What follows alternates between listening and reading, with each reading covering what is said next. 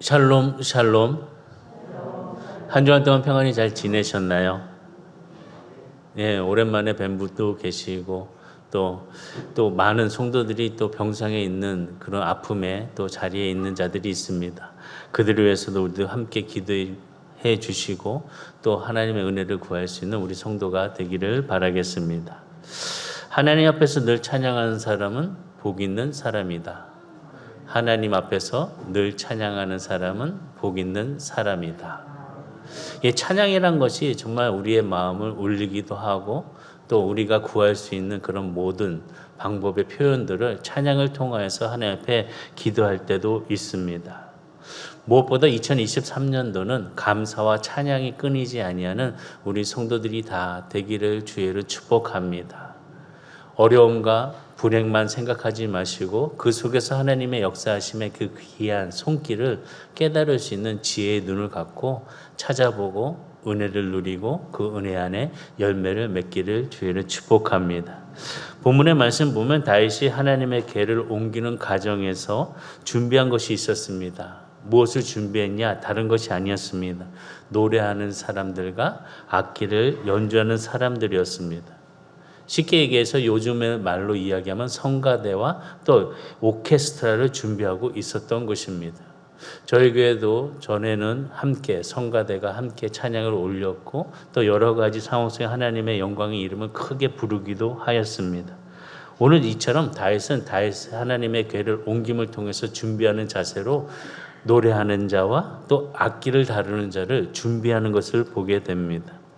역대상 15장 27절과 28절에 보면 다윗과 및 궤를 맨 레위 사람과 노래하는 자와 그의 우두머리 그 나나와 그 모든 노래하는 자도 다 세마포 겉옷을 입었으며 다윗은 또 배 에봇을 입었고 이스라엘 무리는 크게 부르며 뿔 나팔과 나팔을 불며 재금을 치며 비파와 수금을 힘있게 타며 여호와의 언약궤를 메어 올렸더라. 지금 이 말씀을 보게 되면 이 언약궤를 맞이하는 준비하는 모습을 자세하게 기록이 되어 있습니다. 다윗은 무엇보다도 하나님 앞에 함께 할 수 있는 그런 언약궤를 맞이하는 자로 노래하는 사람과 또 악기를 다루는 사람을 모으는 것을 보게 됩니다. 그리고 또 노래하는 관정을 성경은 뭐라고 표현을 했냐? 우두머리라고 표현한 것을 보게 됩니다. 27절의 말씀 다시 보면 노래하는 자와 그의 우두머리가 그나냐라는 사람인데 이 우두머리를 통하여서 함께 그 언약궤를 맞이하는 찬양하는 팀을 만들었다는 것입니다. 그리고 그 우두머리 주간 아래 그 모든 사람들이 노래하는 사람들과 또 세마포 옷을 입었다라는 것은 찬양대가 함께 쓸 때 그냥 자신들이 평상시 입던 옷들이 아니라 하나님 앞에 드려지는 아름다운 옷, 그러니까 요즘 말로 하게 되면 성과 가운을 함께 거침을 통해서 구별된 모습으로 하나님을 찬양하였다는 것입니다. 노래하는 사람만 부른 것이 아니라 또 그 안에서 함께 찬양함을 통해서 네 사람들을 따라서 모든 이스라엘 백성들이 함께 노래를 불렀다고 기록이 된 것을 볼 수 있습니다. 또한 다양한 악기로 연주하면서 하나님께 영광을 돌렸다는 것입니다. 하나님의 언약궤가 시온성에 도착하고 다윗이 예배한 그런 장막 안에서 이처럼 네 사람들을 함께 모아서 찬양하고 악기를 불고 함께 참여하시는 온 성도들이 온 백성들이 주 여호와 이름의 영광의 이름을 찬송하고 있었다는 것입니다. 그때 다윗은 계속해서 사람들을 위하여 하나님께서 함께 해주시는 은혜를 예비한 자의 모습으로 하나님을 준비하는 그 장막 안에서 이루어진 일들, 네 사람들을 통해서 하나님을 찬양하도록 부탁하고 있었다는 것입니다. 근데 이 부탁을 왜 하였을까? 말씀 보면 광야에서 모세의 장막을 통하여서 하나님의 임재를 경험했던 모든 이스라엘 백성들이 어느 날부턴가 조금씩 정착함을 통하여서 이 성막이란 것이 광야에서 있었던 그런 성막들이 사사히 사라지고 무대에 사라진 다음에 하나님의 언약궤만 남아 있었습니다. 그 언약궤만 남아 있었음에도 불구하고 그 언약궤는 기랏 여아림이라는 그 지역에서 오랫동안 머물러 있었습니다. 그러니까 너무나도 소홀히 여기는 그런 예배와 찬송과 함께하는 그런 모습들이 시간을 지나다 보니까 너무나도 나태해져 있었습니다. 다시 얘기하면 네 사람들 하나님 앞에 해야 되는 자기의 제9시를 하지 못하고 그냥 무감각하게 하루하루를 보내는 날들이 길어졌다는 것입니다. 그런데 다윗이 이런 모든 것들을 바라보고 적합한 진물을 네 사람들을 불러서 노래하는 사람과 악기를 키는 사람들과 함께 그 언약궤가 그 시온성에 오는 것을 찬양하면서 온 백성들이 찬양할 수 있도록 함께하는 그런 모습을 준비하고 있었다는 것입니다. 어떻게 보면은 찬양을 하고 악기를 키는 그런 일들은 하나님의 임재를 바라보면서 커다란 특권을 부여받은 그런 자의 모습입니다. 다른 것이 아니면 언약궤를 이야기할 때 우리는 하나님의 임재를 이야기하고 있습니다. 하나님의 임재 앞에서 하나님을 기쁘게 하는 그 직책들이 하나님을 찬양하고 악기로 영광을 돌리는 그런 모습이었다는 것입니다. 그래서 그것이 귀하니까 다윗은 하나님의 언약궤를 오랫동안 방치되어 있던 그곳에서 다시 불러 시온성 다윗 성에 함께함을 통하여서 하나님 앞에 영광의 찬송을 주면서 좀 특권한 그런 직무를 주었다는 것입니다. 특권한 직무를 주었기 때문에 그들을 맡은 사람들은 당연히 그 직무에 대한 막중한 책임이 있었다는 것입니다. 어떻게 보면은 그 일에 맡음을 받는 성가대와 연주자는 정말 커다란 영광스러운 직분을 받는 그런 모습이었습니다. 그러니까 직분을 받음을 통해서 무엇이 함께하냐? 책임이라는 것이 함께합니다. 이 직분을 받고 끝나는 것이 아니라 그 책임에 대한 막중한 일을 감당하고 또 해야 되는 일들이 있다는 것입니다. 우리가 사회에서도 마찬가지겠지만 특별히 교회 안에서 집사로서, 권사로서, 장로로서, 목사로서의 그런 책임들이 다 있습니다. 이런 일을 잘 지켜감을 통해서 그 직분에 대한 책임을 이루어갈 때 하나님의 영광의 이름이 더욱더 크게 일어날 수 있는 모습들이 될 수 있다는 것입니다. 그렇기 때문에 우리에게 주신 그 직분은 막중한 임무를 갖고 있는 모습이라는 사실을 기억해야 된다는 것입니다. 집사인데 권사인데 장로인데 목사인데 이런 직분을 망각해버리고 세상에서의 그런 일들과 또 똑같이 지내는 그런 모습들은 하나님이 좋아하는 모습이 아니라는 것입니다. 다윗은 무엇보다도 하나님의 궤가 오랫동안 방치되어 있다가 시온성에 오는 것을 기념하여서 즐거워하여서 감사하여서 무엇보다도 하나님의 말씀의 임재가 임할 수 있는 그런 축복의 그것을 기다리면서 찬양을 하면서 함께 하였다는 것입니다. 자신의 직분을 함께 또 그 직분을 통해서 맡은 자들에게 책임을 줄 수 있는 직분을 주었다는 것입니다. 책임은 우리가 잘 지켜야 되는 막강한 그런 은혜가 있다는 사실입니다. 우리의 삶 속에서도 우리 스스로가 책임져야 될 일들이 참 많이 있습니다. 예를 들어서 우사는 하나님의 궤를 옮기는 직분을 맡았습니다. 그런데 우사는 그 직분을 책임을 다하지 못하였습니다. 못하고 끝난 것이 아니라 그 책임을 하지 못함을 통하여 하나님의 앞에서 죽음을 당하게 됩니다. 어떻게 보면 특권에 대한 책임이 따르는 것을 보여주고 있다는 것입니다. 권리가 주어진 사람에게는 마땅히 그 책임을 가져야 될 의무가 있다는 것입니다. 내가 하나님의 자녀로서의 의무, 내가 하나님을 찬양하는 자로서의 의무, 내가 하나님 말씀 안에서 서야 된다는 의무, 이런 의무가 있어야 된다는 것입니다. 오늘 저는 주님의 말씀을 통해서 우리 성도들에게 이 찬양하는 사람들, 성가대와 연주자, 어떤 자세로 하나님을 찬양하고 섬겨야 되는 것인지를 함께 나누려고 합니다. 그냥 예배자로 왔으니까 앉아있다가 찬양할 때 그냥 찬양하고 그냥 목만 아프게 하는 것이 아니라 정말 그 찬양을 통해서 하나님의 임재를 바라볼 수 있는 최선의 마음에 그 마음의 중심에 그 뜨거움을 가지고 함께 기다려야 된다는 것입니다. 그리고 또 말씀을 들을 때도 그 말씀 안에서 함께 역사해 주시는 그 마음의 울림이 우리에게 있어야 된다는 것입니다. 늘 그냥 들리는 소리로 늘 주저하는 그런 마음으로 가만히 있으면 사람이 무감각해져서 아무런 의미 없이 하루하루를 보내는 예배자의 모습이 될 수 있다는 사실을 기억해야 한다는 것입니다. 저는 참 이런 것을 참 많이 느껴보았는데 하루는 제가 미국에 있을 때 멀리에서 살때 그 동네는 참 조용했습니다.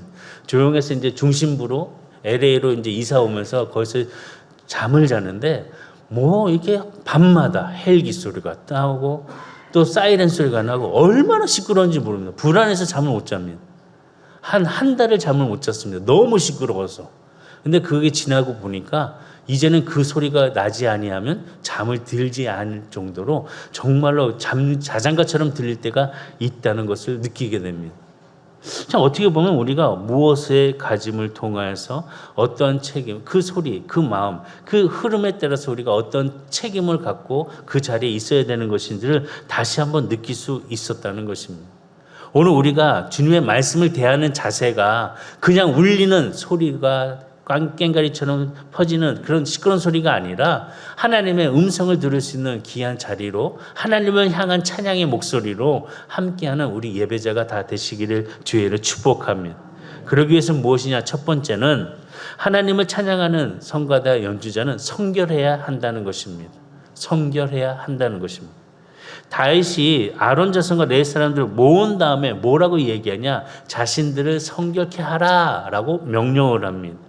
역대상 15장 12절에 보면 그들에게 이르되 너희는 내 사람의 지도자이니 너희와 너희 형제는 몸을 성결하게 하고 내가 마련한 곳으로 이스라엘의 하나님 여호와께를 메어 올리라. 너희 스스로가 여호와께를 메기 전에 먼저 성결하라라고 말씀합니다. 특별히 성가대, 입술로 하나님을 찬양합니다. 소리를 냅니다. 언어를 사용합니다. 그러니까 특별히 무엇이냐? 성결해야 되는 거예요. 입술을 성결해야 된다는 것입니다. 다시 얘기하면 말을 조심해야 한다는 것입니다.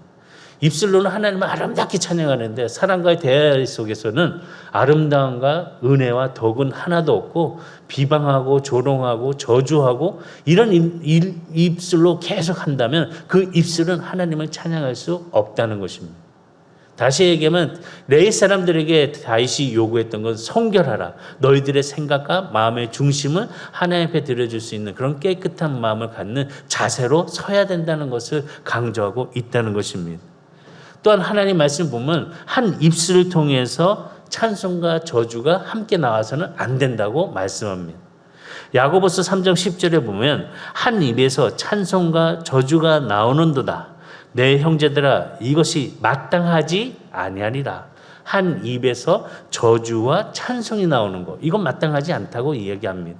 교회 안에서는 거룩한 척 하나님의 말씀, 성경을 비유하면서 이야기하는데 세상에서는 이러한 모습이 아니라 저주하고 세상적인 그런 일들의 음담패설을 담는 그런 입술이 되지 말아야 된다는 것입니다. 우리의 삶 속에서 이런 구별된 거 참 어렵습니다. 그러나 거룩, 구별됨을 나타내는 거, 그 뜻을 갖고 있는데 우리 성도들의 삶 속에 하나님의 자녀로 구별됨을 가지고 가는 그런 거룩함이 있어야 된다는 것입니다. 성가대 연주자, 또 하나님의 일을 하는 사람들, 특별히 완벽할 수 없습니다. 근데 완벽할 수 없는 가운데 우리가 느껴야 되는 것이 있습니다. 무엇이냐? 죄책감이라는 것을 우리는 알고 느껴야 된다는 것입니다. 또한 이 죄책감 때문에 우리는 하나님 앞에 엎드려 회개할 수 있어야 된다는 것입니다. 필립 안시가 이런 얘기했습니다.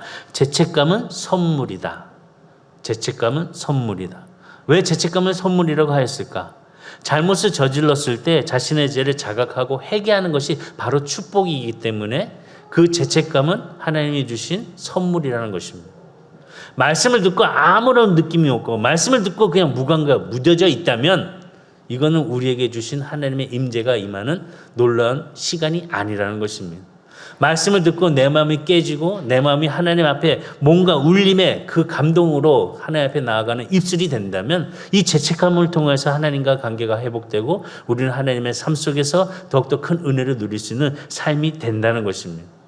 이것을 움직여 주시는 것은 성령님께서 역사해 주심을 통해서 우리의 감동이 함께 현업해서 하나님 앞에 회개하는 마음으로 쓰게 된다는 것입니다. 다시 얘기하면 죄책감이라는 것은 위험 신호를 알리는 자그마한 그런 신호가 될 수 있고 또한 첫 번째 단서가 무엇인지를 깨달을 수 있는 모습이 될 수 있다는 것입니다. 죄를 짓고 죄를 인정하지 않는 사람들 경계해야 합니다.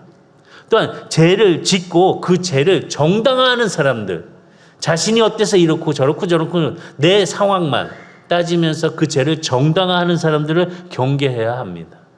또한 죄를 짓고도 마음이 아프지 않으면은 정말 하인 맞은 사람과 별 차이가 없다는 것입니다.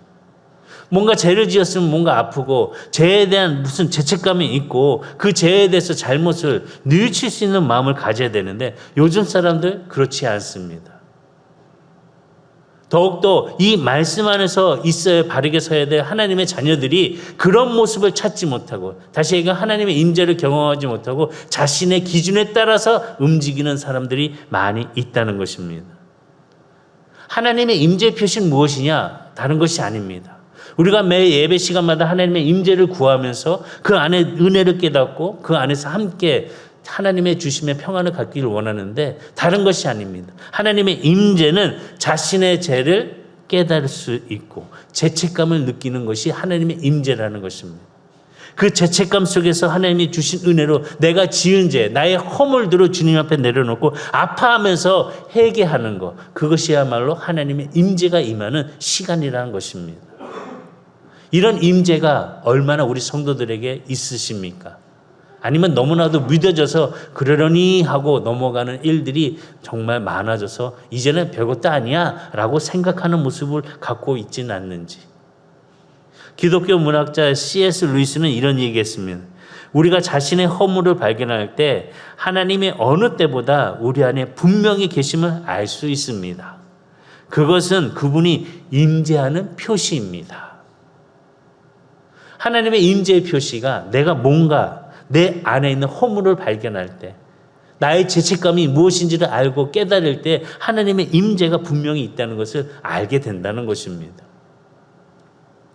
우리는 하나님 말씀 안에서 거룩함, 성별될 수 있는 그런 모습으로 하나님을 찬양하는 하나님 앞에 예배드리는 우리 성도들이 다 되기를 주의 축복합니다. 두 번째 뭐냐? 하나님을 찬양하는 성가대와 연주자는 섬기는 사람이어야 합니다. 섬기는 자. 역대상 16장 4절의 말씀 보시면 또 레위 사람을 세워 여호와께 앞에서 섬기며 여호와께 앞에서 섬기며라는 단어를 기록하였습니다. 다시 얘기하면은 성가대와 연주자는 섬기는 마음을 갖는 섬기는 마음의 소유자가 되어야 된다는 것입니다.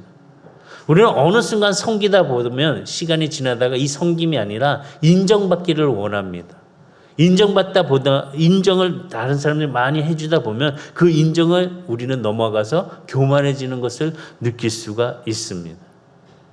특별히 레위 사람들을 세운 까닭은 무엇이냐? 하나님께 앞에서 섬기도록 하도록 그들에게 직분을 맡겼다는 것입니다.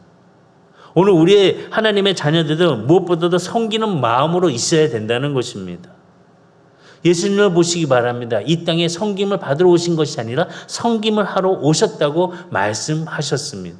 예수님의 생애가 섬김의 생애를 보여주는 것을 우리는 안다는 것입니다. 우리 성도들도 섬김의 자세를 갖도록 낮아지시고 내려놓음을 실천할 수 있는 성도들이 되기를 주의를 축복합니다. 세 번째는 뭐냐? 친송에 탁월해야 한다는 것입니다. 16장 4절의 말씀 다시 보면 또 레위 사람들을 세워 여호와께 앞에서 섬기며 이스라엘 하나님 여호와를 친송하고 여호와 하나님을 친송한다 하였습니다. 노래할 때 여호와 하나님을 칭송해야 된다는, 다시 얘기하면 칭송이라는 것은 칭찬한다라는 뜻을 가지고 있습니다. 하나님을 칭찬하는 것을 의미하고 있는 것입니다. 이 그냥 칭찬하는 것이 아니라 하나님이 하시는 일에 대한 우리가 그 말씀에 그 인정을 해드리는 것입니다. 그리고 우리가 하나님의 편에 들어야 된다는 것입니다. 하나님의 친송을 하는 자들의 그 탁월한 모습을 볼 때 그 사람은 무엇보다도 많은 사람들을 칭찬하는 일을 또 함께하는 그런 모습을 볼 수 있습니다. 친송하는 자에게 있어서 무엇보다 탁월한 그런 관찰력을 갖고 있는 것을 보게 됩니다. 좋은 점을 찾아내도록, 나쁜 것은 묻어버릴 수 있고 좋은 점을 찾고 그 좋은 것을 찬양하는 그런 모습을 보여주게 됩니다. 그런데 우리는 그 좋은 점을 찾지 못하고 그냥 나쁜 것만 얘기하고 지적하고 그 나쁜 것을 고치기만 원한다는 것입니다. 그러다 보니까 자기 생각하는 이기적인 사람만 된다는 것입니다. 내 생각이 돼야 된다는 것입니다. 이기적인 사람으로서 다른 사람의 좋은 점을 찾지 못하고 내 기준에서 다른 사람을 책망하고 다른 사람의 그 마음들을 다쳐버리게 만든다는 것입니다. 무엇보다도 자기 생각이 아닌 그 하나님의 그 은혜, 좋은 점, 그 탁월함을 생각하면서 서로 칭송할 때에 하나님이 주시는 일, 그것은 다른 것이 아니라 남을 먼저 배려할 수 있는 마음에 성숙한 사람이 되어야 될 수 있다는 것입니다. 성숙한 사람은 다른 것이 아니라 남을 배려할 줄 아는 사람이라는 것입니다. 배려할 줄 아는 건 무엇이냐? 먼저 말하기보다 먼저 듣는 자세를 가져야 된다는 것입니다. 우리 성도들은 2023년도에 성숙한 그리스도인으로서 먼저 듣는 자가 되시기를 주의로 축복합니다. 아멘 안 하시는 거 보니까 다들 그냥 먼저 말하기를 원하시나 보네요. 먼저 말하실 때는 예수 복음을 증거하시고 그 다음 듣는 자가 되시기를 주의로 축복합니다. 네 번째로는 무엇이냐? 감사하는 사람이 되어야 된다는 것입니다. 또 말씀 16장 4절에 다시 보시면 또 레위 사람을 세워 여호와께 앞에서 섬기며 이스라엘 하나님 여호와를 친송하고 뭐하게? 감사하며 찬송하게 하였으니 감사하는 것입니다. 2023년도를 시작하면서 우리의 마음에 무엇이 제일 컸습니까? 감사였습니다. 2022년도를 어떻게 보내나, 어떻게 잘 마무리했을까? 그 후를 뒤를 돌아보았을 때 나오는 것은 하나님의 감사뿐입니다. 이 감사함을 통해서 나타나는 은혜가 얼마나 크고 놀라운 것인지, 그 놀라움을 통해서 우리는 2023년도를 출발하고 있다는 것입니다. 저번 주에도 말씀드렸지만 하나님께서 제일 좋아하시는 것은 감사입니다. 반대로 제일 싫어하는 것은 원망과 불평입니다. 2023년도는 정말 하나님이 제일 좋아하시는 그 감사가 넘치기를 주에는 축복합니다. 다른 것이 아니었습니다. 하나님을 찬양하는 성가대와 연주자를 세운 그 하나님의 그 뜻은 하나님의 감사에, 그 하나님의 은혜에 대한 감사를 표현하기 위한 모습이었다는 것입니다. 오늘 우리도 하나님 앞에 감사하는 마음으로 찬양과 또 예배자의 모습으로 하나님의 임재가 임할 수 있는 놀라운 사건의 현장이 바로 이 시간, 또 방송을 통해서 보는 모든 성도들에게도 하나님의 뜻이 함께 임할 수 있는 은혜가 되기를 주의로 축복합니다. 다섯 번째는 뭐냐? 신령한 노래를 부른다는 것입니다. 역대상 25장 1절과 3절의 말씀 보시면 다윗이 군대 지휘관들과 더불어 아삭과 헤만과 여두둔의 자손 중에서 구별하여 섬기게 하되 수금과 비파와 재금을 잡아 신령한 노래를 하게 하였으니 그 직무대로 일하는 자의 수요는 이러하리라. 아삽의 아들들은 삭굴과 요셉과 느다냐와 아사렐라와 그 아삽의 아들들이 아삽의 지 아래 왕의 명령을 따라 신령한 노래를 하며 여두둔에게 이르러서는 그의 아들들 그달랴와 스리와 여사와 스무이와 하사바와 마띠디아야 6사람이니 그의 아버지 여두둔의 지 아래 수금을 잡아 신령한 노래를 하며 여호와께 감사하며 찬송하고, 하나님을 찬송하고 연주하는 것은 그냥 하는 것이 아닙니다. 신령한 모습으로 신령하게 찬양 연주해야 한다는 것입니다. 하나님을 찬양하는 사람들은 신령한 노래를 부르는 것입니다. 세상과 노래에 그 구별이 있다는 것입니다. 아까도 우리가 예배 시작하기 전에 예배를 시작하면서 우리 찬양단이 앞에 나와 찬양을 하였습니다. 이 찬양은 그냥 내 세상에서 부르는 목소리만 크게 하고 내가 나오는 그 모든 것, 나 자신을 나타내는 그런 모습이 아니라 신령한 마음, 하나님이 주시는 그 기도의 그 찬양을 우리가 함께 기억하고 그 말씀의 그 찬양의 가사를 통해서 마음에 깊이 새겨가면서 부르는 그런 신령한 노래가 돼야 된다는 것입니다. 세상의 노래와 구별이 돼야 된다는 것입니다. 세상의 노래도 어떻게 보면 감성이 있고 또 그 세상의 노래도 사랑이 있습니다. 우정도 있습니다. 그런데 세상의 노래 속에 없는 게 있습니다. 무엇이냐? 하나님을 향한 감사의 찬송이 없다는 것입니다. 우리가 신령한 노래를 하는 것은 하나님을 향한 감사의 찬양을 통해서 신령한, 무엇보다도 영혼을 터치하는 그 마음을 울리는 그 울림을 통해서 하나님 앞에 구별되게 신령한 노래로 찬양한다는 것입니다. 목소리만 크게 한다고 해서 그게 하나님 앞에 드려지는 찬양이 아니라는 것입니다. 신령한 마음. 내 마음의 영혼을 울릴 수 있는 그런 찬양의 가사를 하나님 앞에 드릴 수 있는 고백이 돼야 된다는 것입니다. 그러다 보면 그 찬양 속에서 내가 은혜에 빠져 그 은혜 속에서 내 죄를 깨닫고 회개하고 하나님의 임재가 임하는 그 순간 우리는 회개하면서 주님의 은혜에 감사를 할 수 있는 것입니다. 여섯 번째는 말씀을 존귀 여겨야 된다는 것입니다. 역대상 25장 5절에 보면 이는 다 헤만의 아들들이니 나팔을 부는 자들이며 헤만은 하나님의 말씀을 가진 왕의 선견자라. 하나님의 말씀을 가진 왕이라고 기록이 되어 있습니다. 다시 보면 헤만은 나팔을 부는 사람이었고 그의 아들들도 나팔을 부는 사람이었어요. 그런데 우리가 헤만에게 배울 수 있는 것은 무엇이냐? 하나님의 말씀을 받아들였다는 것입니다. 그냥 찬양만 하고 악기만 울리는 것이 아니라 하나님의 말씀을 받아들임을 통하여서 찬양을 하고 말씀을 받아들였다는 것입니다. 하나님의 말씀을 존귀히 여겼다는 것입니다. 무엇보다도 하나님을 찬양하는 사람들, 하나님 앞에 영광을 돌리는 사람들은 하나님의 말씀을 소중히 여겨야 된다는 것입니다. 매주일 선포되는 하나님의 말씀, 매일매일 하나님의 말씀을 읽어가면서 우리가 깨닫고 하나님의 은혜를 경험한 우리 성도들에게는 늘 찬양으로 연결함을 통해서 나타날 수 있는 열매가 될 수 있는 삶이 될 수 있도록 노력을 해야 한다는 것입니다. 그냥 얻어지는 것이 아니라 그 말씀 안에서 깊이와 그 말씀 안에서 은혜를 깨닫고 하나님의 임재를 경험할 수 있는 놀라운 그 연결교리가 되어서 찬양으로 흘러나와야 된다는 것입니다.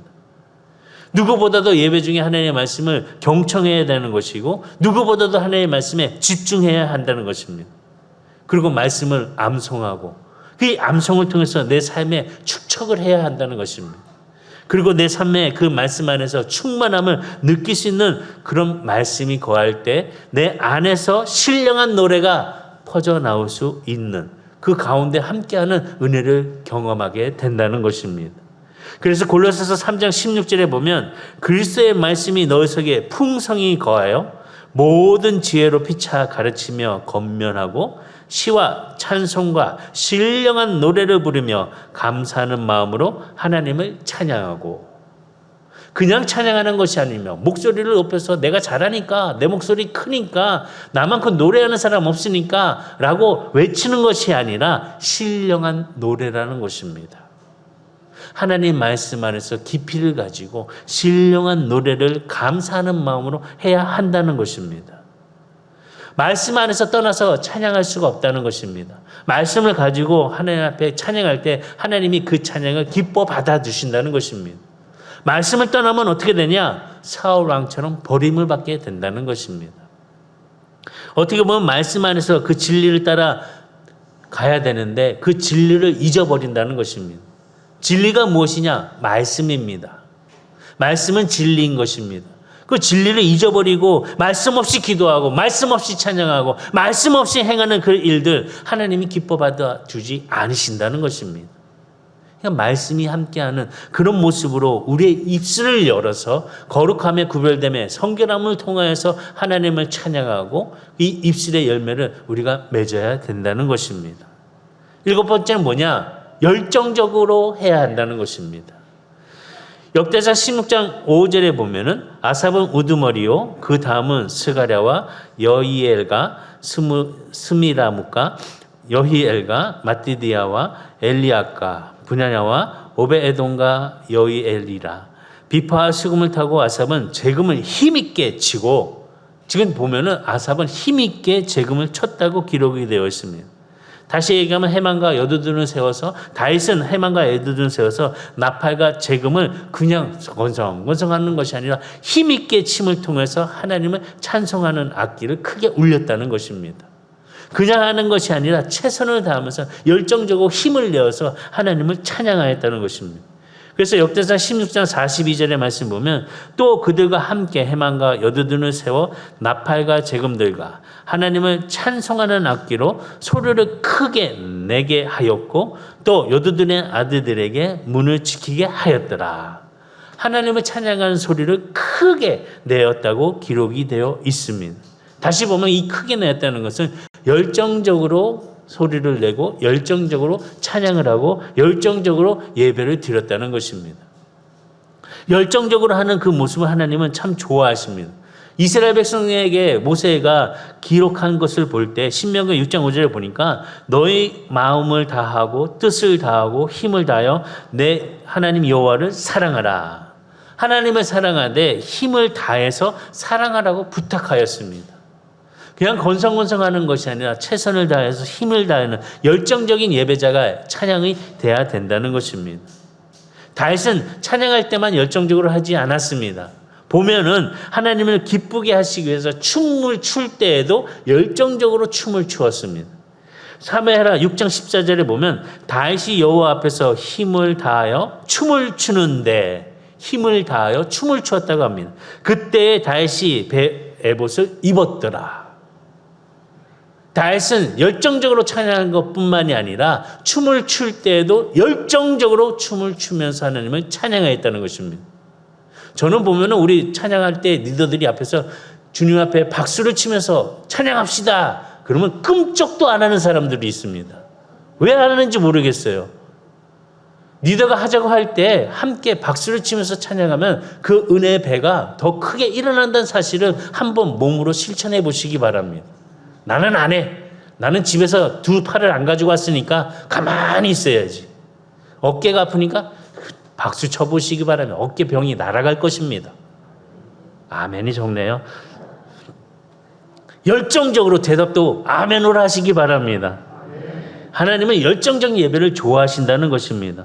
사랑하되 열정적으로 해라.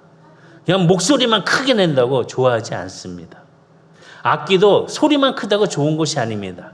소리를 크게 내기 위해서는 조율을 합니다. 음을 맞춥니다. 어느 정도의 함께 질서를 지키고 순서를 지키는 그런 모습들을 발견할 수 있습니다. 우리가 정말 이런 찬양 속에 순서와 질서를 지켜야 되는. 그러니까 8번째 말씀드리고 싶은 것은 다른 것이 아니라 질서를 잘 지켜야 된다는 것입니다. 순서를 잘 지켜야 된다는 것입니다. 말씀 보면 역대상 16장 5절에 보면 아삽은 우두머리요 그 다음은 라고 하면서 순서를 이야기를 합니다. 그 다음은 라고 해서 누가 다시 얘기하면은 다윗은 성가대 연주자를 통해 인도를 할 때 지도자들을 먼저 세우고 난 다음에 지도자에 의해서 그 다음에 순서를 따라서 함께 세워짐을 볼 수가 있습니다. 아삽은 성가대의 연주자를 주관하는 지도자였습니다. 다시 얘기하면 지휘자였습니다. 앞에서 지휘를 어떻게 하냐에 따라서 많은 사람들이 소리를 크게 내고 적게 내고 멈출 때 멈추고 서로 조화를 이루면서 아름다운 화음을 이룰 수 있다는 것입니다. 그렇기 때문에 모든 일, 하나님을 찬양하는 사람들은 순서를, 그 모든 질서를 잘 지켜야 된다는 것입니다. 질서를 지키지 아니하면 아름다운 하모니가 될 수 없습니다. 질서를 지킬 때 하모니를 이룰 수 있다는 것입니다. 아름다운 하모니를. 질서를 지킨다는 것은 무엇보다 앞에서 인도하는 사람, 지휘자의 인도를 통해서 함께 그 손끝을 바라보면서 소리를 높이고 낮추고 또 어떠한 모습으로 어떻게 해야 되는 것인지를 웃으세요 하면 이러면은 그 찬양하는 사람들이 갑자기 심각하다가 요것만 하면은 다들 웃습니다. 저도 지금 이러고 싶습니다. 하나의 모습으로 하나의 지혜로 함께 순서를 맞춰서 따라가야 된다는 것입니다. 아무리 노래를 잘한다 한다 할지라도 그 마음에 하나님을 사랑하는 마음이 없고 그 마음의 질서를 지키지 않는다면 하나님께서는 그 찬양을 받아주지 않으신다는 것입니다. 우리가 찬양할 때 이왕이면 하나님이 기뻐 받아들이는 찬양을 하는 그런 찬양자가 돼야 된다는 것입니다. 성경을 보면 타락한 천사들의 특징이 있습니다. 특징은 뭐냐? 교만입니다. 말씀을 잘 보면 그들은 아름다웠습니다. 그들 또한 영화로웠습니다. 그런데 중요한 것은 뭐냐? 그들이 교만했다는 것입니다. 말씀 에스겔 28장 17절에 보면 내가 아름다움으로 마음이 교만하였으며 내가 영화로우며 내 지혜를 더럽혔으며 내가 너를 땅에 던져 왕들 앞에 두어 그들의 구경거리가 되게 하였도다. 아름다웠고 영화로웠습니다. 그러나 뭐냐? 중요한 것이 교만했다는 것입니다. 성령 충만한 자들, 하나님 앞에 예배드리며 찬양하고 연주하는 사람들, 무엇보다도 주님의 말씀에 교만하지 않기 위해서는 순종해야 한다는 것입니다. 순종은 무엇이냐? 질서를 지킬 수 있는 자가 돼야 된다는 것입니다. 교만한 자는 불순종의 모습을 보여줍니다. 질서를 무너뜨립니다. 다윗은 그렇기 때문에 노래하는 사람들을 부르고 직접 임명할 때 그 직접 임명하는 그 관원을 통하여서 연주자들을 차례 순서에 따라서 이루어진 것을 볼 때 그들이 함께 어떤 모습으로 그 규칙을, 그 명령을 따라야 되는 것을 보여주고 있다는 것입니다. 세상 사람들이 만든 오케스트라를 보아도 또 무슨 합창단을 보아도 엄청난 규율이 있습니다. 함부로 들어가지 못합니다. 오디션을 봐야 됩니다. 그리고 또한 연습하는 일에 소홀히 하고 잘 참석하지 않으면 그 자리에서 빼버립니다. 그리고 또한 성가대 찬양하는 사람들, 무엇보다도 사람들이 자주 보는, 잘 보이는 곳에 있습니다. 그렇다고 해서 사람들을 향하여 찬양하는 것이 아니라 그 모든 찬양, 그 모든 관계 속에 서 있는 것은 하나님 앞에서 찬양하는 자의 모습으로 서 있다는 사실을 기억해야 한다는 것입니다. 다시 얘기하면 그냥 입만 뻥긋뻥긋하고 크게 소리 지르는 것이 아니라 내가 하나님 앞에서 찬양하는 그런 마음에 그 자세를 가지고 주님의 찬양을 드리고 합당한 모습으로 예배를 드려야 된다는 것입니다. 우리가 찬양하며 예배를 드리는 것 온 회중들 앞에서 함께하는 것이 아니라 이 회중들이 아닌 하나님 앞에 하나님의 은혜를 가지고 그 앞에 내가 개인적으로 주님과 대면하는 모습에 있다는 사실을 기억하면서 찬양을 해야 한다는 것입니다. 특별한 은총을 받은 모습으로 주님을 찬양하는 것. 무엇보다도 성가대와 찬양팀들은 큰 축복을 받은 사람들입니다. 천사도 흠모할 만한 그런 직분을 받은 사람이라고 이야기할 수 있습니다. 왜냐? 천국에 가서 찬양하는 일을, 여기서부터 주님의 일을 함께하는 찬양하는 사람들이기 때문에 천사들도 아마 흠모하는 일이 아닌가라는 생각을 하게 됩니다. 우리가 주님을 찬양함을 통해서 더욱더 큰 은혜를 누리면서 주님 앞에 함께할 수 있는 모든 성도들이 다 되어서 주님의 뜻을 이루어가는 기쁨이 되는 우리 모든 성도들이 되기를 주의는 축복합니다. 말씀 맺겠습니다. 우리가 기억해야 될 것은 다윗이 하나님 앞에 찬양대 성가대를 세움을 통해서 큰 목적은 뭐냐? 다른 것이 아니었습니다. 온 회중들이 한마음 한뜻으로 하나님의 앞에서 함께 찬양할 수 있는 그 가운데로 이끌기 위함이었다는 것입니다. 그 표현이 뭐냐? 역대상 16장 36절. 역대상 16장 36절. 여호와 이스라엘 하나님을 영원부터 영원까지 송축할지로다 하매 모든 백성이 아멘 하고 여호와를 찬양하였더라.